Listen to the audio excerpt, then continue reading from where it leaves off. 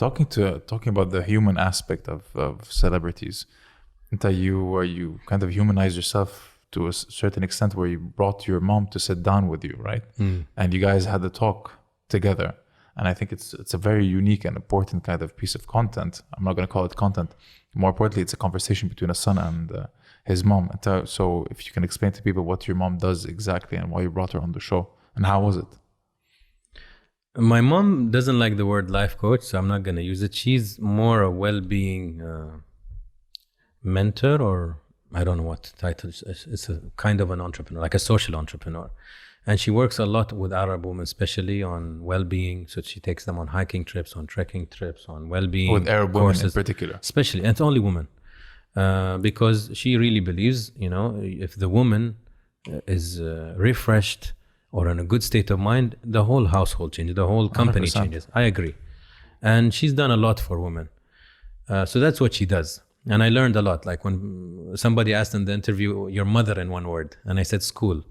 She's my first school, my education, my life. My mother never finished college, but if you tell me how do I speak like this, so much of the credit goes to her. I mean, next time we do a barbecue, you sit with her, you'll understand what I'm trying to say. I wanted to get her because we have such a close relationship. Me and my mother have this unique relationship of mother, sister, friend. We have only 18 years between us. So it's kind of confusing sometimes how to deal with her, but it's unique, it's special.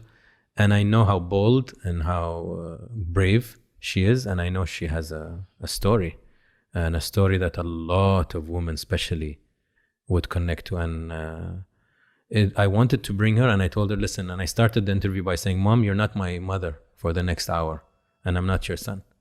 I'm going to conduct it like a professional interviewer.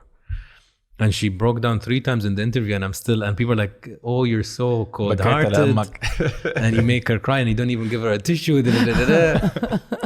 And some people will be like, it was so professional that you didn't just, get emotional and just drowned in the whole thing with her.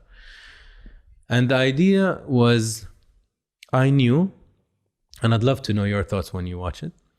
I knew that every woman that would see this would see herself in something. We'll link it to the description. Something. They would see, and that you just read the comments. I saw myself in your mother when she went through this. And my mother talked about divorcing my father. She talked about depression. She talked about being broke.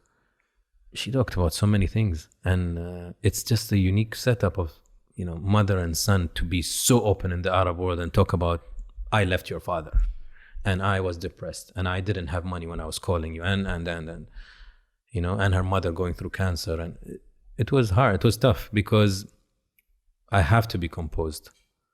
And it's my mother. Come on. A bit tricky. More tricky than usual, let's say.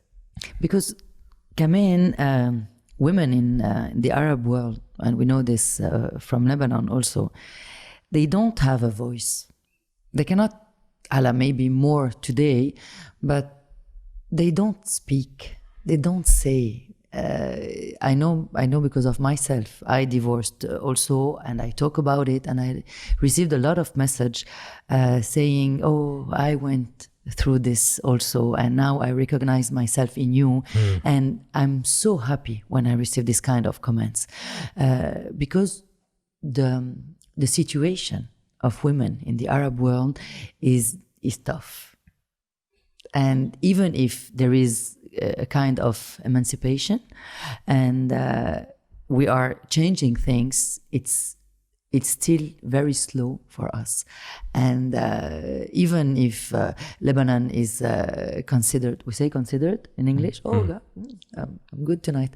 As a open country, very open-minded country, it's not true. On the ground, you don't see women talk about things and about their struggles and everything. So I understand, and I'm looking forward to watch this episode because I think that it's very important to make women talk.